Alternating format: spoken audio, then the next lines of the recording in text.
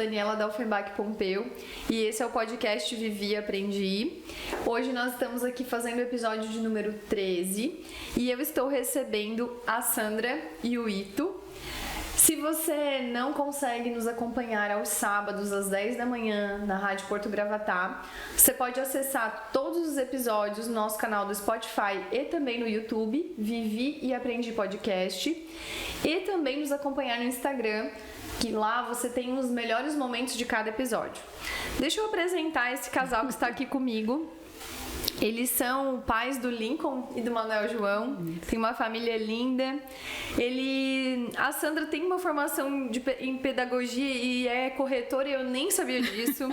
O Ito tem um curso de técnico de contabilidade, mas a lembrança que eu tenho de vocês é da minha infância. A Sandra já teve papelaria, vocês já tiveram negócios aqui, então a lembrança que eu tenho de vocês é de serem empreendedores.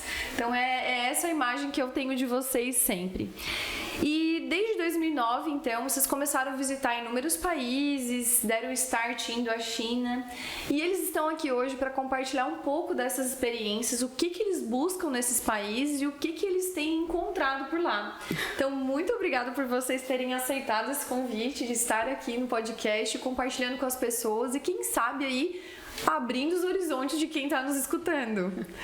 Obrigada por vocês terem vindo. Nós que agradecemos, Dani. Eu faço as palavras do Ito também. A gente ficou muito, assim, até emocionado, assim, de ser convidados, né, Ito? Porque a gente não imaginava, sabe, assim, foi muito interessante no dia da palestra lá do CDL, né, que a gente acompanhou outra palestra, e ali surgiu a conversa e foi muito legal, assim, a gente ficou muito empolgado. Ah, que bom! A gente de início agradece o convite, né, e é uma oportunidade que nós temos, assim, de mostrar o que nós aprendemos, né, e passar isso para as outras pessoas também, e talvez até abrir caminho, né, para que outros empresários de Gravatá e da região também visitem a Ásia, né, a negócio e também a passeio, porque realmente é bem diferente assim do que nós costumamos a ter aqui no Brasil, né?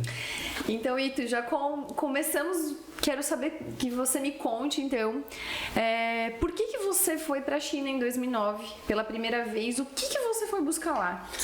Na verdade, assim, o que acontece? Nós temos uma empresa, né? Nós temos uma empresa que na época era uma empresa de distribuição de produtos esotéricos. Uhum. Né? E a gente fabricava muito no Rio Grande do Sul. Nós tínhamos 4 empresas lá que trabalhavam para nós e também para um colega meu que também tinha uma distribuidora no Rio Grande do Sul. Mas essa questão da resina, que era a base do nosso produto, ela subiu muito o preço aqui no Brasil, porque ela era exportada, 97% da resina no Brasil era exportada e ficava apenas 3%. Então ficou inviável fabricar a resina aqui no Brasil. E também teve em 2008 teve aquele problema da bolha, né, nos Estados Unidos, a bolha imobiliária que acabou atingindo o mundo todo. Sim. E o Brasil não ficou de fora, né? Então o que aconteceu? Eu estava vendo que a nossa empresa estava ficando sem horizonte, não estava indo bem. E qual era? Aí nós vamos pesquisar no mercado assim, onde é que nós vamos buscar os produtos? E era a China. Né? Então, como é que nós vamos fazer para ir para a China? Então, fomos buscar caminhos, né, de como chegar na China, o que fazer na China, onde encontrar, o que buscar, o que agregar para a nossa empresa. Né? Então, em 2007, a gente já estava percebendo isso. E assim, eu vou ter que viajar para a China. Né? Uhum. E era, lógico, um desafio muito grande. Né, pela questão do idioma, a questão da distância, a questão cultural e o tamanho da China. Né? A China é um pouco maior ainda do que o Brasil. Então, você achar lá um nicho de produto para trazer aqui, para completar com o que você já tem, era bastante difícil, né? Sem esse conhecimento em 2009. Então, eu pensei, bom, primeiramente, eu tenho que aprender algum idioma que consiga me comunicar lá, né?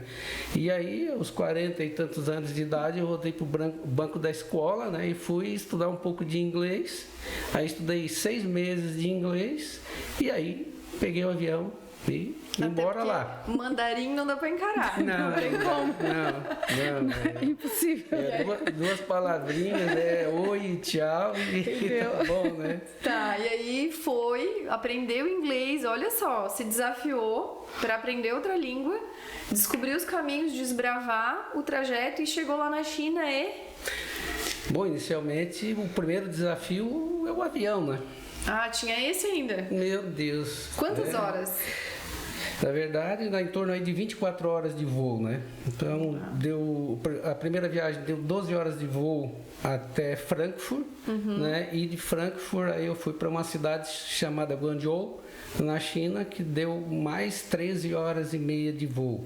Então, mais 17 horas de aeroporto, né? Aí você imagina que você leva quase 3 dias para chegar na China, assim, né? Quando tem essa diferença ali, né? Num aeroporto muito grande, assim, né? E o cansaço também. Daí pega o fuso horário, até se adaptar. Exatamente. Exatamente. Fuso horário lá de 11 horas, né? Então... E aí você chegou lá numa cidade, numa feira, num centro comercial, que caiu lá de paraquedas em que lugar? Nessa cidade chamada Guangzhou. Tá, e o que né? tem nessa cidade? Ela tem uma feira chamada Canton Fair, é a maior feira do mundo. Ela acontece durante 15 dias, a cada 5 dias troca de setor, são vários setores, né? E ela recebe em torno de 250 mil visitantes em 15 dias. É uma cidade com 8 milhões de habitantes, né? Para a China não é uma cidade grande, né? Porque a China é sempre de grandes proporções, hoje em torno aí de 1 bilhão e 450 milhões de habitantes. E assim, chegar no aeroporto, né? Você desce do avião, aí tinha Quando eu cheguei assim na escada rolante, olhando lá embaixo, aí você começa a perceber as diferenças. Quais? As pessoas, de início. Aqui no Brasil, assim, você vê loira, morena, uma série de cabelos... Variações. Variações aí, né? Assim, características físicas bem diversificadas. E aí você olha lá, todos cabelos pretos, lisos. Produção em séries, né? Da mesma forma. Isso. Olhos escuros, né? A pele um pouco amarelada, uma estatura mediana, né? Magros. Aí você vê assim, meu Deus, que diferença. Né? Então, isso assim surpreende bastante. Sim, né? É o primeiro choque. É o primeiro choque, é o choque de cultura, né? O idioma, que é o mandarim, né? Impossível. Sim. Impossível Até comunicação. porque dentro do mandarim tem muitos dialetos, Tem muitos né? dialetos. Eu tinha um professor de inglês que falava mandarim, que ele morou na China, e ele dizia que dependendo da entonação que você pronunciava uma palavra, ela mudava o significado, muito complexo. Isso mesmo. A entonação muda o sentido da palavra, né? Então, E fora assim, o mandarim, eles têm mais cerca de 30 dialetos. E geralmente um dialeto não entende o outro. Então o básico você tem que falar o mandarim, né? Eles falam o mandarim, mas 30 dialetos dentro da China. E aí quando você foi lá na feira, você encontrou o que procurava? Conseguiu fazer a tramitação? Como é que é negociar com o chinês? Eles falam inglês com frequência ou não? Na feira, sim. Se eles não falam inglês, eles têm alguém que fala. Eles contratam, né? Na feira, inclusive, você também pode contratar intérprete. Isso é uma dica importante para quem acha que a língua é uma barreira. Não. É uma barreira de início, De né? início, Sim. Mas lá, geralmente, tem salas de intérpretes que você contrata por hora. Né? Então, aí eles falam mandarim, falam inglês. E alguns, quando você tiver sorte, alguns falam português. Nossa! Porque eles moram, né, em Cantão. Né? E Cantão, eles falam o português, porque foram colonizados por português. Teve a influência do português dentro da China também. Que interessante, eu não imaginava que haviam chineses que falariam português, olha só. Sim, tem até uma das primeiras viagens que nós estávamos lá, que a Sandra também, a partir de 2010, começou a viajar junto comigo, né? Na escolha de produtos e tudo mais. Ela tinha um conhecimento bastante grande, né? Sempre trabalhou com venda, então ajudava ajudavam na escolha dos produtos, né? E aí nós encontramos uma chinesa que falava português, né? Ela era de Cantão e lá assim eles escolhem um outro nome, né? Eles escolhem um nome ocidental. Então o nome dela, que ela escolheu, era Margarida. E aí ela falava português, mas ela esteve 1 ano no Brasil. Ela veio fazer um curso em Porto Alegre, né? Já porque ela também falava o português. E era interessante assim que eu perguntei para ela: e o que você gostou do Brasil? Ela assim: picanha. Agora eu te pergunto, eu ia chegar nessa parte aí, né? Porque lá na China tem umas iguarias meio exóticas, assim, esses insetos, essas coisas assim. Vocês chegaram a provar alguma coisa exótica ou vocês iam para um McDonald's? Não, assim, no começo a gente passou muito trabalho com alimentação. Ah, né? eu imagino. Muito trabalho. Eu fui na feira daí em 2010 e eu achei assim muito estranho, porque quando eu cheguei lá e eu via aquelas vitrines, porque eles têm umas vitrines, né, para esperar o pessoal que vai para a feira, né? Tem uns, como é que se diz, área VIP. Depende o showroom, né, que tem ali. E eu vi uns doces, umas coisas muito bonitas, era tudo muito bonito. Aí o Ito disse assim: olha, Sandra, tu não vai gostar, é diferente, é muito diferente. Nem mas tudo que reluz é ouro, bem isso. Mas eu não, vou provar. Nossa, era muito, muito diferente, muito estranho. Mas o muito que? Estranho. Tenta descrever. O doce deles é sal, não dá para explicar, né? É uma coisa meio... É a textura, é a textura e o sabor, assim, não é agradável, não é nada agradável, assim. Eu achei muito estranho aquilo ali. Quando eu fui até o toalete, eu também achei muito estranho, porque eles ainda na feira, na época, né, em 2010, eles usavam tipo as privadas que tem, eu acho que até no Nordeste, acho que ainda assim, né? Que é chão, tu tem que ser no chão. Sério? Aquelas patentes? Isso, fixas no chão. Então eu não sabia nem como utilizar aquilo lá, né? E aí eu lembro que eu saí assim do toalete e fui chamar o Ito, não tem outro espaço, não tem plano B. Não tem. Ele disse: não, é assim mesmo, tu vai ter que te adaptar assim. Então, assim, foi muito estranho aquilo ali, mas eu achei o povo assim muito carismático, assim, achei um povo muito... Eles são um povo assim que te abraçam, sabe? Assim, eu gostei muito do povo lá. São muito queridos, eles são assim muito gentis, né? Eles são eles recebem muito bem, assim, bom. Sabe? Eu gostei muito do povo de lá, eu gosto muito do povo. E aí depois de 2010, e a gente começou daí todo ano, né? Todo ano a gente foi para desde 2009 até 2019 para a China, até onde teve a pandemia. E a gente ia 2 vezes por ano. Uau, 2 vezes por ano. E aí nessas viagens à China, o que a gente fazia? A gente pegava 10, 12 dias e íamos para a Europa. Então a gente tirava um tempo para passear e outro tempo para trabalhar. E era muito trabalho, porque é muito cansativo, né? Porque a feira é enorme e a gente buscando cada produto para se identificar, para ver o que o nosso cliente... Porque além do produto, tu tem que olhar o produto, tu tem que imaginar o que o cliente quer. Se aquilo vai... Não é só te agradar, mas o cliente. Então era bem desafiador, né? Eram umas feiras muito grandes, assim. Mas a gente aprendeu muito lá. Aprendeu muito, assim. É muito bom, foi muito bom. O que é, assim, uma das coisas que você aprendeu, que você traz de lição de lá? A cultura, o respeito que eles têm pelos idosos, eu achei muito incrível, porque o idoso tem voz, né? Aqui, infelizmente, o idoso é deixado para trás, né? Sim. Quantas vezes um idoso chega e ninguém dá lugar num transporte público, por exemplo? Isso. Até mesmo dentro de casas, a gente vê assim que às vezes o pessoal não escuta, né? O que o idoso tem, ele tem tanta sabedoria, o que eles preservam lá é isso, né? A família, a sabedoria. Então, eu achei muito interessante isso. Eu acho assim, o respeito que eles têm, eu acho é muito válido, assim, sabe? A questão da hierarquia familiar. Isso. É muito forte isso lá. Né? A avô manda mais do que o pai manda mais do que o neto, e os filhos têm que obedecer de forma cega e deu. A palavra dos mais velhos ali. Nós íamos para os parques, por exemplo, né? Eles dançam muito de mãos dadas, eles fazem roda de danças. Então do hotel a gente descia e a gente ia para os parques lá para ver eles, né? E eles assim puxavam a gente, né? Para a gente dançar, entrar na roda deles de dança, e sempre um neto, um filho próximo a eles, sabe? Assim, sempre cuidando. Eles nunca estão sozinhos.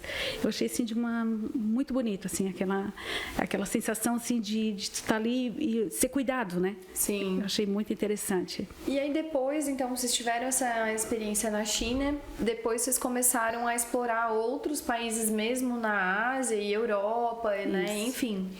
E lá na Ásia, tem algum país que chamou muito a atenção de vocês? Que impactou ainda mais do que a China por algum motivo? Tem. Ainda nesse ano, nós tivemos em Singapura, né, que é um país da Ásia, mas é uma outra característica, né, bem diferente da China, né? Nós tivemos também na Tailândia, também é um outro tipo de país, uma outra característica, assim, bem diferente, né? Bem diferente. Mas a China também te surpreende muito, né? Porque é uma cultura milenar.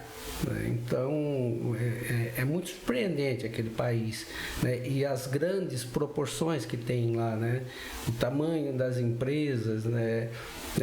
Uma das primeiras empresas que eu tive contato lá, aí eu perguntei, conversando com um dos funcionários lá, na verdade era a filha do dono lá da empresa, né? Eu perguntei para ela se a empresa era grande. Ela disse, não, é uma empresa pequena. Pequena? Quantos funcionários? Não, tem 3.000 funcionários. Sabe? Então as proporções da China são dimensões assim, bem grandes, na verdade, né? Então isso te surpreende bastante. Quando a gente vem para o Brasil, né, que você tem uma empresa aí com 200, 300 funcionários, já é uma grande empresa, né? Sim. E uma pergunta que não quer calar, que eu acho que todo brasileiro, esses dias eu até vi postagens, quer saber, existe realmente trabalho escravo lá na China? Porque tanta gente fala sobre isso, às vezes as empresas, até vi empresas postando sobre a Shine, aquele produto baratinho, rolou na internet esses dias ainda, eu vi isso, falando de trabalho escravo, assim, vocês perceberam algo que houvesse algum indício disso? Não. Inclusive eu questionei eles lá também, né? E nós tivemos em empresas mesmo, nós tivemos lá no chão da fábrica, né? Dos chineses que trabalhava para nós lá, né? O pai dele era um empresário, né? Fabricava ferramentas, nós tivemos na fábrica deles. Não tem trabalho assim escravo, inclusive existe salário mínimo e tudo mais, né? Talvez tenha acontecido no passado alguma coisa assim. A China é um país fechado? É muito fechado, né? Então fechado em que sentido? Político. Você, por exemplo, canais de TV. Eu vi lá em torno de 8 canais de TV. Todos os canais são governamentais e todos os canais, né, têm que passar, né, pelo Partido Comunista Chinês. É um partido único e é o que domina a China. É fechado assim, se fala assim para você, né, não existe Google. É inimaginável nós pensarmos que, né, não existe Google, não existe Facebook, não existe Instagram, né, não existe Waze. Essa mídia mundial não existe na China, é fechado. Não existe o WhatsApp, né? Às vezes eles conseguem burlar através do VPN, né? Mas o governo descobre e corta, né? Então, as informações das TVs, das rádios, primeiro tem que passar pela aprovação do governo. Então, é bastante fechado. São assim. bem controladores. São.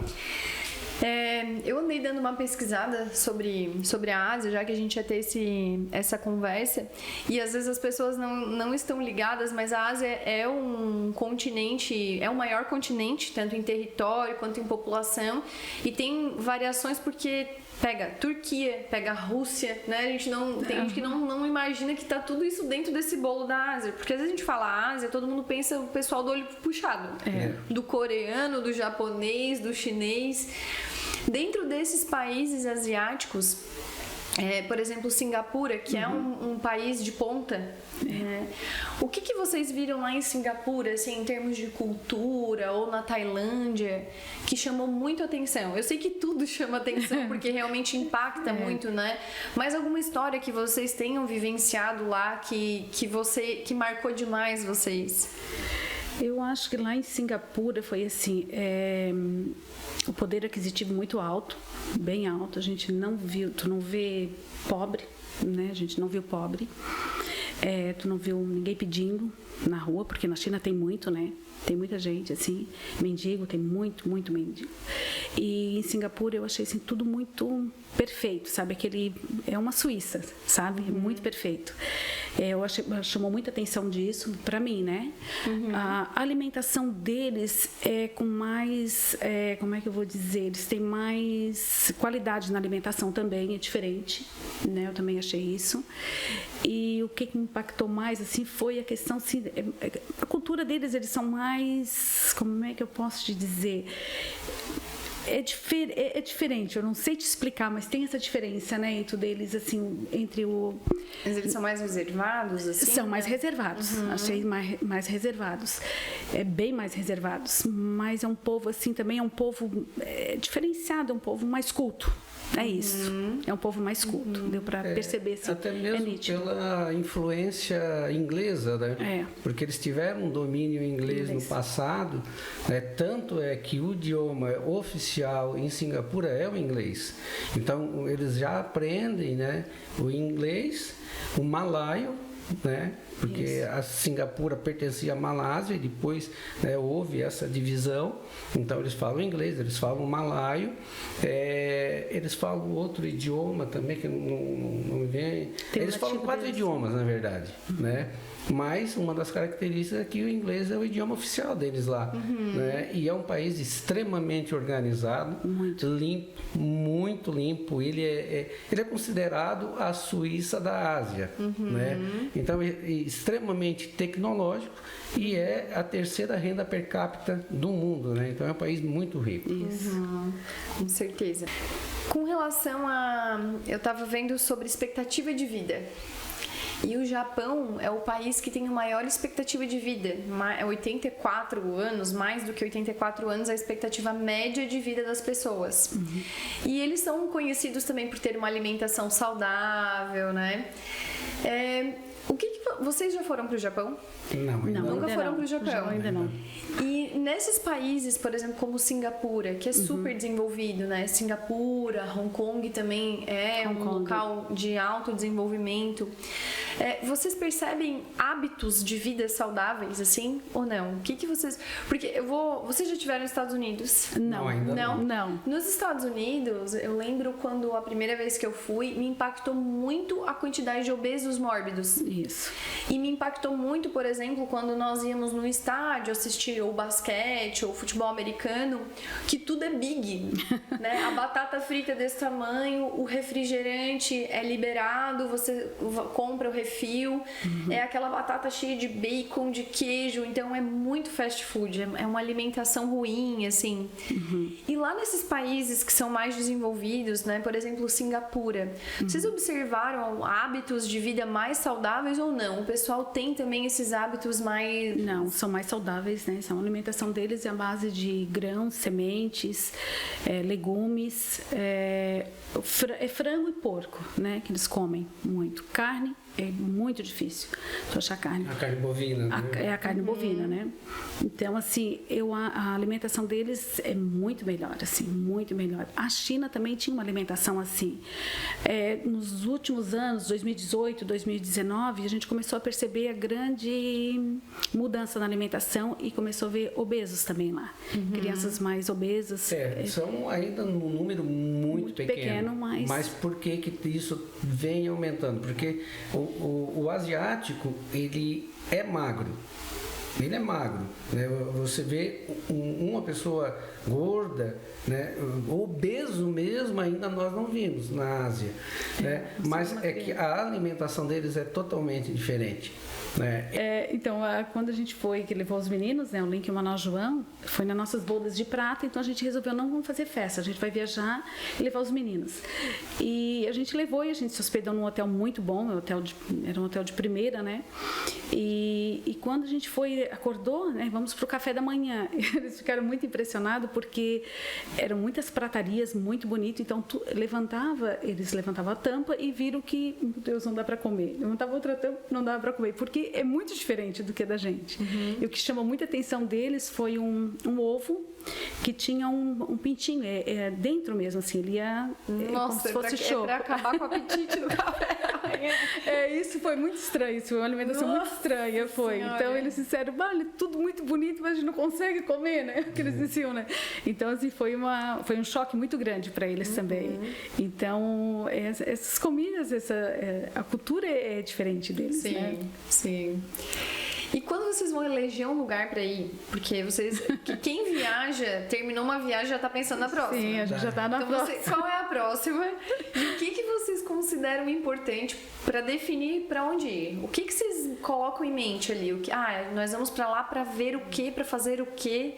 O que vocês colocam ali como critério para escolher? Então, é história, muita história, assim. Tipo, a gente esteve na Suíça e a gente foi em Berna, né? Para ver o museu do Einstein. Né? Então a gente procura história, assim, sabe? Itália, história, né? Ver os museus. Luxemburgo foi diferente, a gente foi para Luxemburgo para pegar a cidadania, mas a gente descobriu muita coisa linda, a gente se apaixonou por Luxemburgo, que é um país pequenininho, né? Muito pequeno, então a gente se apaixonou e vê o que tu a tua parte.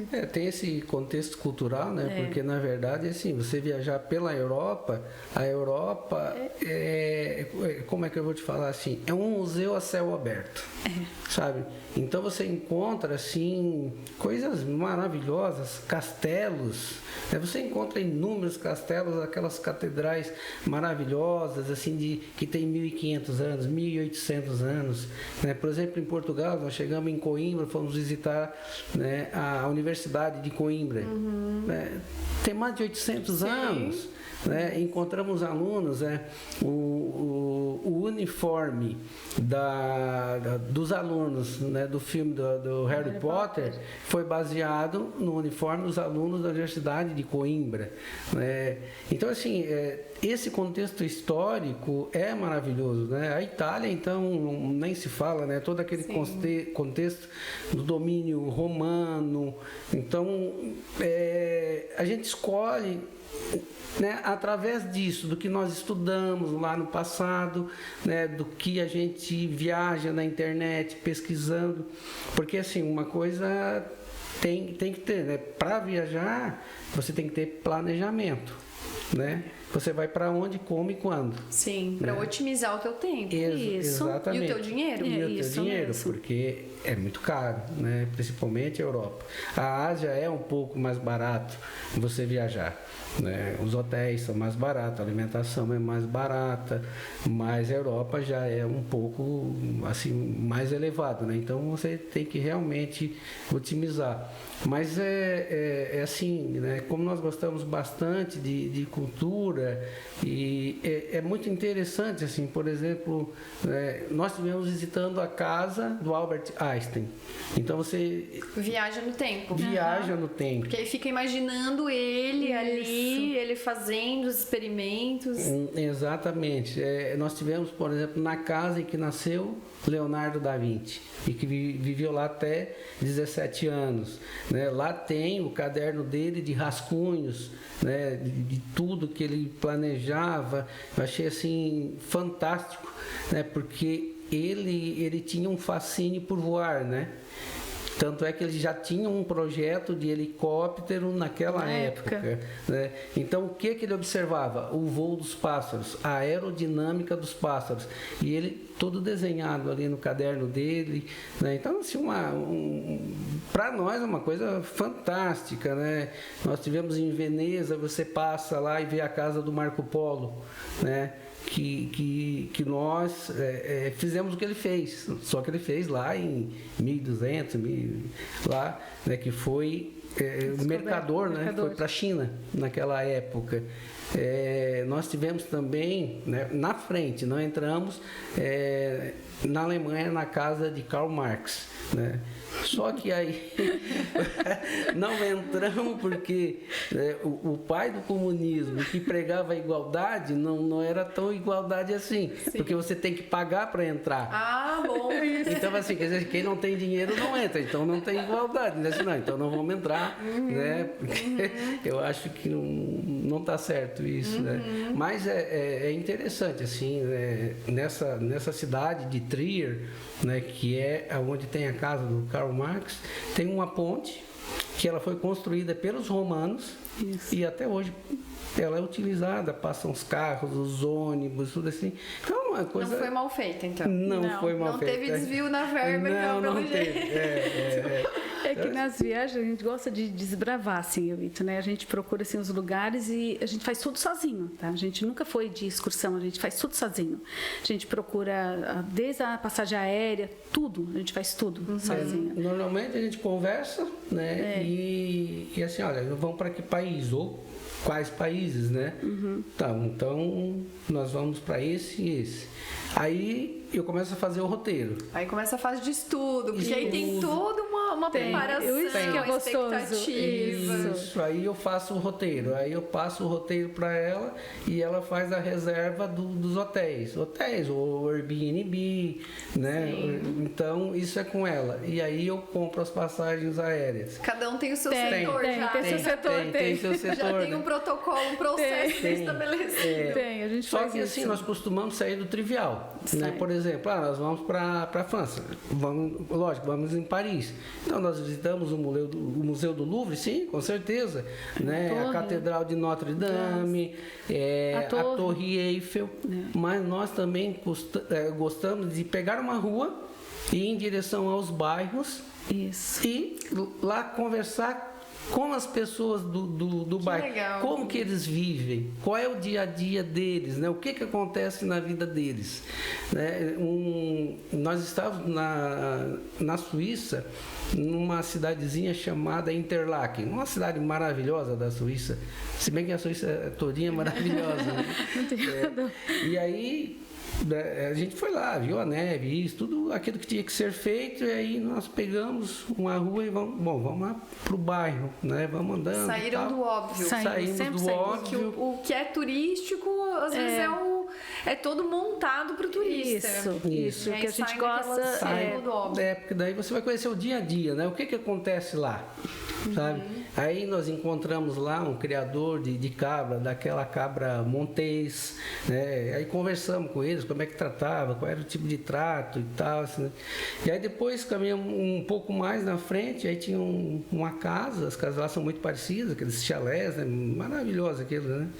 E aí tinha uma senhora, ela estava fabricando, montando guirlandas, mas guirlandas assim artesanais, com cipó, com flor e tal. Aí eu falei para ela, vamos chegar lá, vamos conversar com ela? Então vamos. Aí chegamos lá, nos apresentamos. Como é que conversa com esse povo dessas línguas todas? Eu rio do Leonardo. O Leonardo, ele vai me matar quando eu falar isso. Quando a gente viajava aqui, aí ele ia tentar falar, se expressar em outra língua, ele começava a gesticular que eu assim, criatura, ou falar mais alto, criatura, não adianta tu fazer isso que não vai traduzir lá dentro da cabeça. Não. Como que é? Como é que vocês conseguem? Assim, eu falo um pouco de inglês, né? Então... Mas aí a pessoa não necessariamente entende. Não, mas o dever de ouvir é dela, sabe? Então ela vai se esforçar para entender. É a mesma coisa que se chegar um estrangeiro aqui e for falar conosco, nós vamos fazer um esforço grande para entender, né? Então, até porque a gente também tem curiosidade de quem vem de fora. Sim. E isso acontece, né? Acontece muito isso. Deixa eu fazer um outro adendo aqui. Uma vez nós estávamos num hotel em Fortaleza e tinha um turista lá francês. E aí nós tentamos desenrolar o inglês com esse francês que também não falava bem inglês. Aí nós estávamos na piscina, inclusive. Nós saímos da piscina, eu e o Leonardo fomos trocar uma ideia sobre o que o francês tinha dito. Eu interpretei uma coisa, nada a ver, o Leonardo interpretou. Então, assim, eu imagino que vocês devem ter interpretado umas coisas que eles Não, isso acontece com certeza, né? Acontece com certeza. Muito. E é assim, o que acontece? Então, eu falo um pouquinho, então, mas eu tenho mais coragem do que eu falo, sabe? Eu acho que isso é super importante. É a curiosidade, o entusiasmo, a vontade de se conectar. Isso. E aí vai entendendo, vai gesto, vai... Mas assim, né? Eu sempre fui muito aventureiro, né? E gosto disso, né? Gosto de desbravar, gosto de desafio, né? E acho isso muito legal. A gente aprende bastante, né? Até porque assim eu sempre tive um sonho na vida, mas era um sonho de cultura, um sonho de conhecimento, né? Antes eu viajava em livros, revistas, quando não tinha condição, né? Então, desde a minha juventude até na adolescência, na época eu já assinava a revista National Geographic, eu tinha 14 anos de idade, eu lia livros, revistas. Então eu sempre tive esse sonho de viajar, de conhecimento, de conhecer o mundo, sabe? Diferente do que eu fui criado. A Sandra também é bastante aventureira, acompanha nisso, né? Então deu certo. E aí, assim, o que acontece? Nós temos um negócio, porque eu tinha um sonho na vida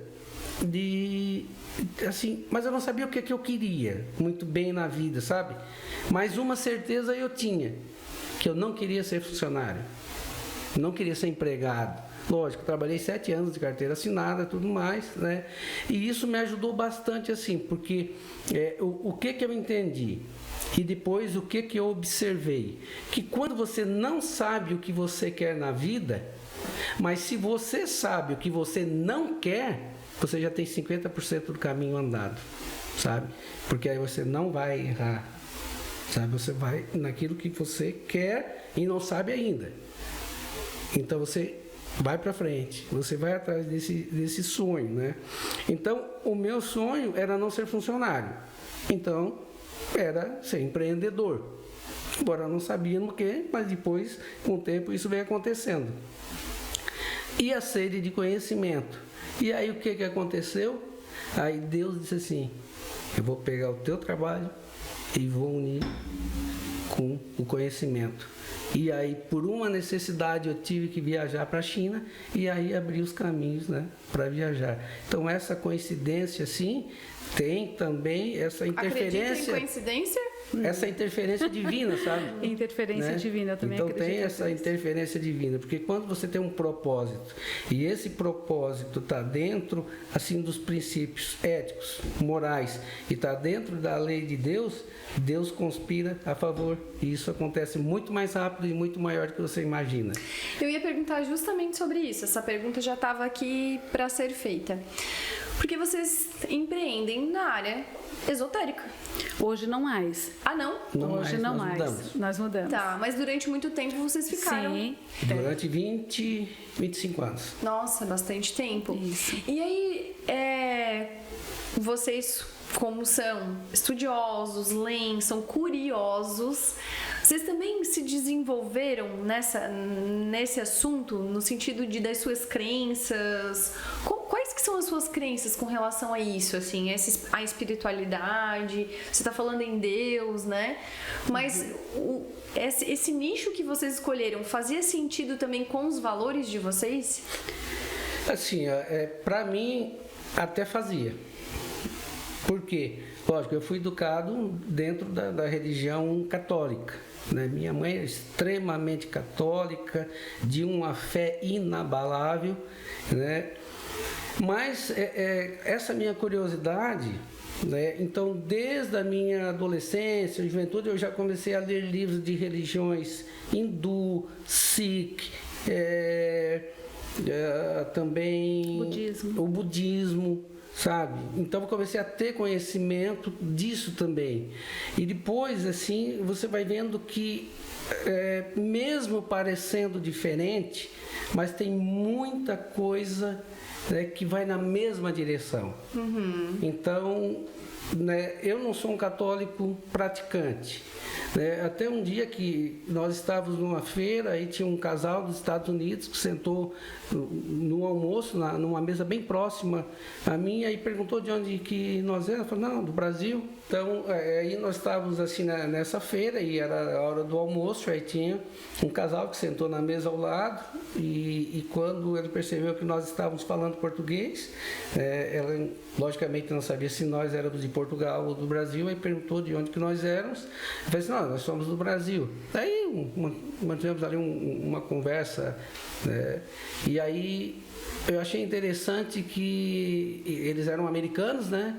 E aí ele me perguntou assim, qual é a sua religião? Aí eu falei assim, eu sou cristão. Aí eles falaram, nós também. Então é assim, o que eu quero dizer com isso? Né? Você é católico? Eu sou católico, mas não sou praticante.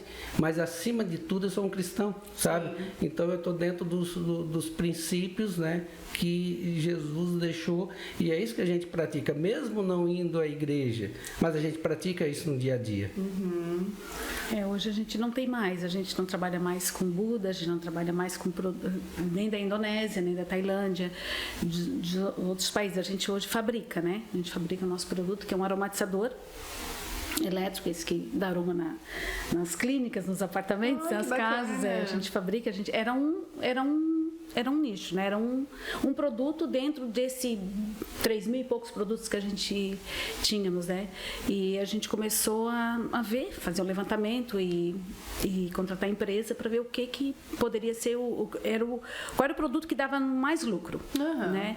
Então a gente viu o carro-chefe. Era o carro-chefe. Foi isso. A gente foi eliminando aquela estratégia do porco espinho lá. Isso que mesmo. Fez sentido. É isso mesmo. Fez muito sentido para a gente. Né?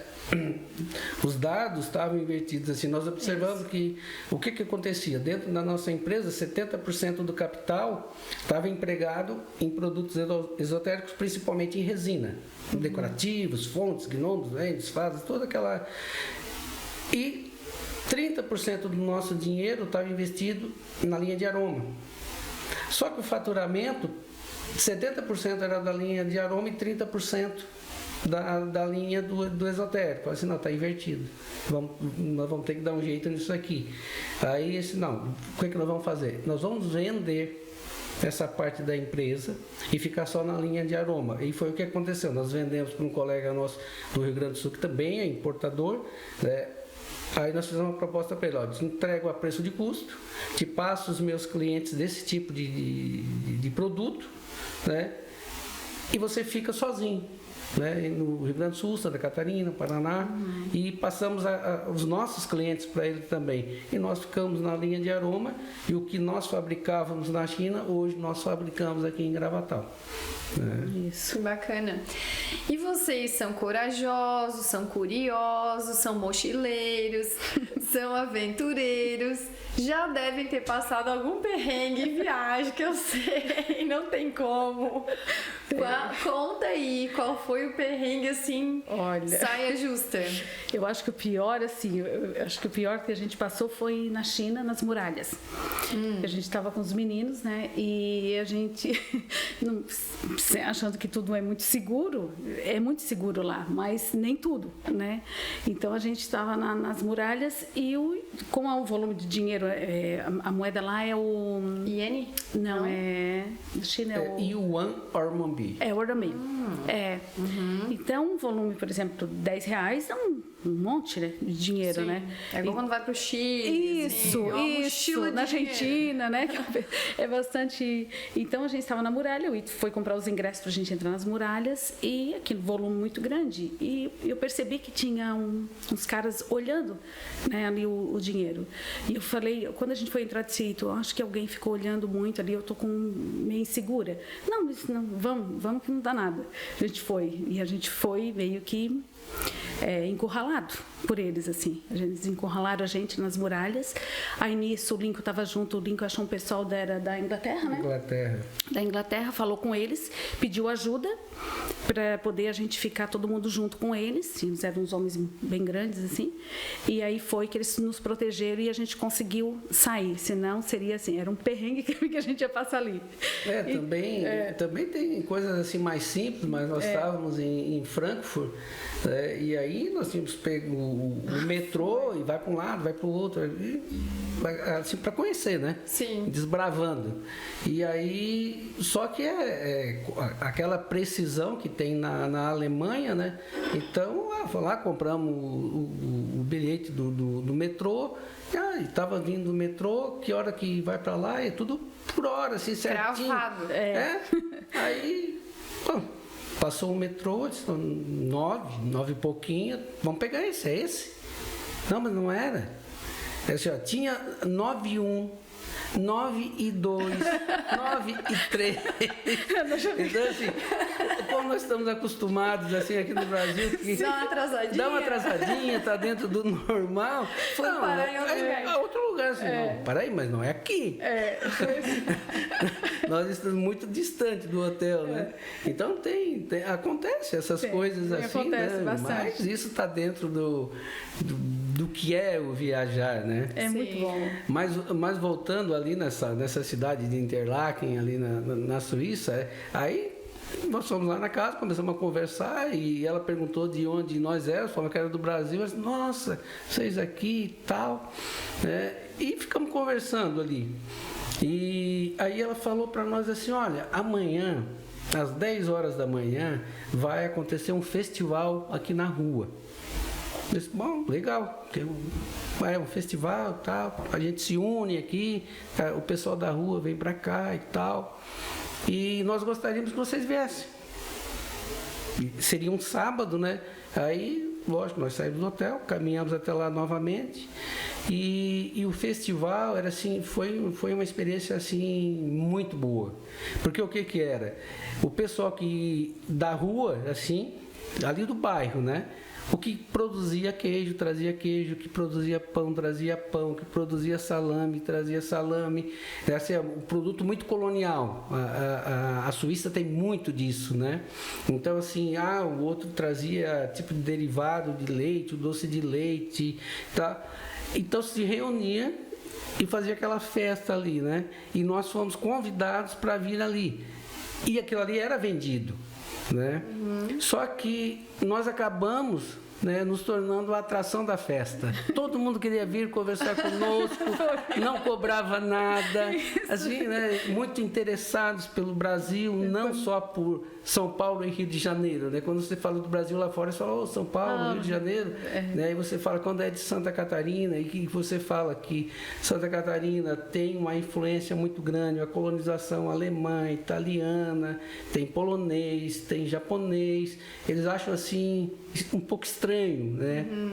Mas eles têm assim, aonde a gente viaja, a gente percebe que o povo lá de fora tem assim uma admiração, tem um carinho pelo Brasil.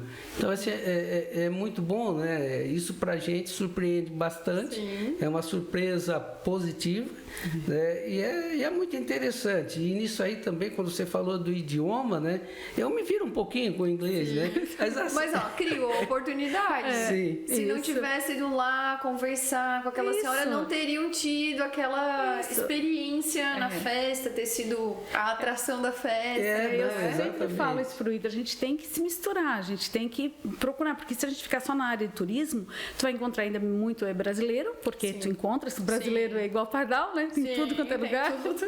Tem tudo quanto é lugar. Então a gente sempre sai fora, sempre a gente procura, né? Sai do trivial, assim. E a gente desbrava, a gente conversa. Eu não falo inglês, mas se eu consigo me virar. Existe um idioma mundial, que é o idioma da mulher, né? Não sei. O idioma da mulher, o que é? Assim, porque quando ela está perto de mim, eu auxilio um pouco, né? Mas quando ela se afasta, ela se vira. vida, ela vai na loja, ela compra. A comprar te dá um jeito. Dá um jeito, né? Falo pra ele. Com gestos, com mímica, e ela se vira, né? Só não dá pra converter. Não. Né? Converter dinheiro em real não se converte. Não dá. Aí não se aproveita, aí não dá. Quem converte não se diverte. Na Europa mesmo, não tem em deprê, né? Converter, entrar em Deus, deprê. E assim, uma pergunta agora de quem observa, que vocês são bem observadores e são de vivenciar essa cultura. Agora comparando aqui com o Brasil, com a nossa cultura, com a nossa regionalidade também. Desses países todos que vocês já visitaram, dessas culturas que vocês já experimentaram, né? Porque não foi só ver a cultura, vocês experimentaram essas culturas. O que vocês acham que essas culturas de países que são desenvolvidos, de países que têm um índice de desenvolvimento humano alto, eles têm em comum? E que talvez a gente poderia ser melhor aqui? Olha, assim o que eu observo, né? A organização, um povo unido, um governo sério,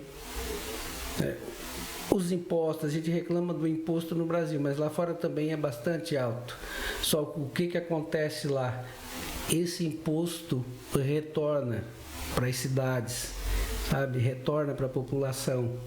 É uma coisa que falta aqui para nós, né? Principalmente em termos de política, vamos dizer assim, falta seriedade. Gestão pública. Gestão pública. Não só a seriedade, mas também muita burocracia. Você tem empresa, você sabe como é difícil tocar uma empresa, né, para que você toque da forma mais correta possível. Dá a impressão, né, que o governo ele não quer facilitar, ele quer dificultar, sabe? Então, isso nós precisamos melhorar. Mas quem tem que melhorar é o povo tem que entender isso, tem que saber que a força está em nossas mãos, né? Porque nós nascemos assim, eu sempre entendo que nós como seres humanos somos agentes de transformação, né? Por exemplo, eu recebi dos meus pais um mundo muito melhor do que eles receberam dos pais deles. Nós estamos entregando para os nossos filhos um mundo muito melhor do que o que nós recebemos dos nossos pais, sabe? Então nós como agentes de transformação, nós temos a obrigação de transformar esse país num país sério, num país que dá certo, porque o Brasil tem de tudo. Tem 4 estações, né? Tem um agro que é maravilhoso, né? A melhor tecnologia do agro no mundo ela é brasileira, a maior produção por hectare é brasileira, sabe? Então, assim, nós temos tudo. Sim, minério, nióbio. Nós somos a maior fonte de nióbio do mundo. Não, exatamente, sabe? Então, assim... Água. Maior reserva de água doce do Amazônia. mundo. Então, faltam as pessoas. As pessoas mudarem de atitude. E você acha que viajar é uma ferramenta de mudança de mentalidade? Com certeza. Com certeza. Com certeza. Porque você vivencia a diferença. Porque às vezes a gente está aqui tentando inventar a roda, mas em outro país, em outro lugar já inventaram essa roda. Sim. Exato. Então, você vai lá, você vê e você aí percebe, isso no Brasil, se fosse assim, seria melhor. Né? Mas às vezes, coisas muito sutis. Porque a gente sempre pensa, assim, a coisa meio grandiosa, né? O que, por exemplo, sutil? Como é que eu vou te falar assim? Eu vou citar assim, um exemplo. Quando nós pensamos em empresários, mega empresários, você pensa, Steve Jobs, Elon Musk, e ali o do Facebook, o do Windows, geralmente são os americanos, né? Mas assim, você já pensou em quantas empresas pequenas, médias tem nos Estados Unidos? E quanto isso tem no Brasil? Os programas, né, que eu chamo de derramamento de sangue, né, estão no horário nobre no Brasil. Pequenas empresas, grandes negócios. Domingo, 6 horas da manhã, quem assiste? Eu assisto porque meus filhos madrugam, mas eu acho que ninguém. Tá entendendo? É difícil esse horário. Então, isso é uma das sutilezas. Sim, o e é um programa fantástico. O quanto que isso inspira as pessoas. Sim. Porque, assim, sucesso depende muito do tamanho que você quer. Sabe? Eu me considero uma pessoa de sucesso. A Sandra é uma pessoa de sucesso. Sabe? Eu recebi de Deus muito mais do que eu imaginava. Então isso é sucesso, né? Nós temos uma empresa com 10 funcionários, mas é uma empresa que tem 29 anos, né? Nós somos milionários? Não. Nós temos uma qualidade de vida mediana, boa, com segurança para nós e para nossa família. Então nós temos sucesso, né? E geralmente existe um erro entre as pessoas, entre os empresários que acham que ter sucesso tem que ter um sucesso na casa dos bilhões ou de muitos milhões. E às vezes não é assim, né? Nós conseguimos mudar o país, nós conseguimos mudar o mundo, né? Com pequenos gestos, né? Com pequenas atitudes, mas atitudes positivas. Muito bem, muitos ensinamentos, muitas reflexões. Nós estamos chegando no final dessa conversa. Foi tão rápido. Estamos chegando no final dessa conversa. Foi muito bacana. Todas essas experiências compartilhadas, esses lugares que vocês foram, me inspiraram, mas eu acho que eu vou esperar mais um pouquinho para ir para a China, porque é muito longe para levar a filharada. Mas sem dúvida, eu fiquei aqui imaginando, né, quantas coisas vocês já viram com os seus próprios olhos, quanta inspiração. Eu acho que vai inspirar as pessoas, sim. E agora a gente vai chegar na pergunta final. A pergunta vai ser individual, cada um vai responder da sua forma, da sua maneira. Essa pergunta final eu sempre peço para a pessoa fazer uma autorreflexão da sua própria vida. O Ito falou ali, eu sempre fui um sonhador de viajar, né? E que legal estar concretizando tudo isso, né? Mas ele teve que perseverar, acreditou, trabalhou, criou oportunidades, mesmo que às vezes achando que foi sorte ou não, que foi coincidência ou não, né? Mas enfim, essa pergunta final então é passando a régua, fechando a conta da vida de vocês, de tudo que vocês viveram até aqui. Se vocês pudessem refletir sobre tudo que vocês viveram e tudo que vocês aprenderam, que lição que vocês poderiam trazer? Resumindo isso, completando a frase: eu, Sandra, vivi o que vivi e aprendi que a gente é movido por motivação e curiosidade e muita coragem. É isso. Tem que ter coragem. Coragem. Quem não tem coragem para executar não vai viver experiências. Não tem como ver experiência. É isso aí. E você? Olha, a vida tem ensinado bastante, sabe? Tem muita coisa que a gente aprende, muitos erros que você percebe e eu venho assim, né? Aqui eu estou entre mulheres, né? Então assim, eu venho de um ensinamento, eu venho de uma força, eu venho acompanhado por mulheres muito fortes. A minha mãe ficou viúva aos 44 anos, 7 filhos, sabe? E ela arrancou força de onde não tinha para criar os filhos. Depois, assim, eu tive a sorte, né, de casar com a Sandra. Eu sou bastante emotivo, né? Mas, às vezes, a gente pensa que a força está só no homem, né? A força também está muito nas mulheres. Tem uma frase que diz assim: por trás de um grande homem tem sempre uma grande mulher. Eu não concordo muito com isso, porque eu acho que a frase está mal elaborada, é que ao lado de um grande homem tem sempre uma grande mulher. Então, assim, a vida vale a pena. O casamento vale a pena.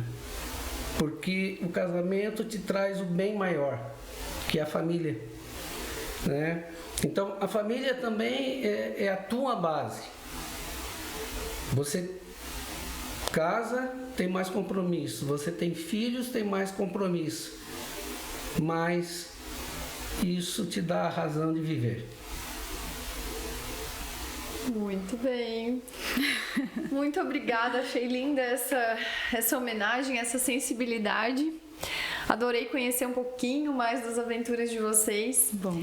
E se vocês quiserem acompanhar as aventuras desse casal aí pelo mundo, é só ir lá no Instagram, Sandra Ailton, com 2 N's no final, ou no Facebook, Ailton e Sandra. É isso? Isso aí. Então tá jóia. Esse foi o episódio de número 13 do Vivi e Aprendi. Até logo e até o próximo episódio. Tchau!